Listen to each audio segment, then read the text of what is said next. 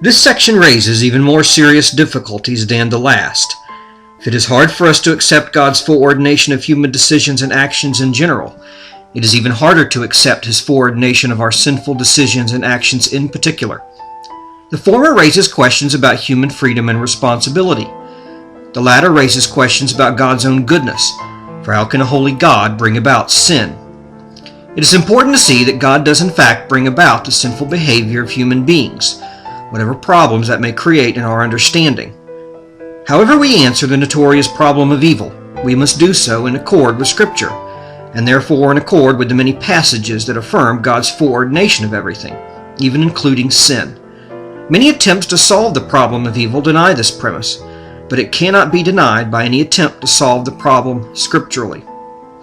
We have already seen that God controls the free decisions of human beings, particularly by controlling the heart, the center of human existence. But the hearts of fallen people are sinful. As God says through Jeremiah, "The heart is deceitful above all things and beyond cure.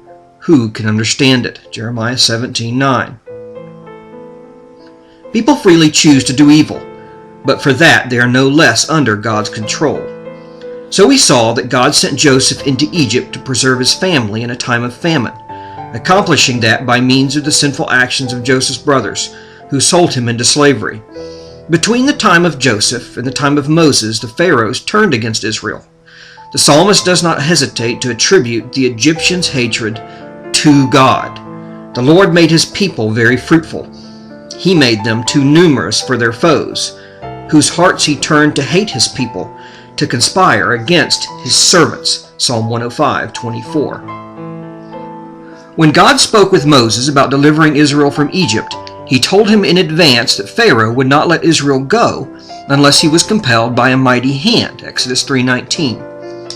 Then God hardened the heart of Pharaoh to create that unwillingness. Exodus 4, 7, 9, 10, 11, and 14.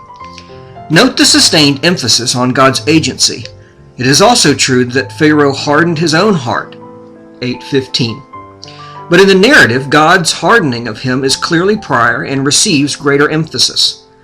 To harden one's heart is to refuse God's commands, even refusing to listen to them or take them seriously.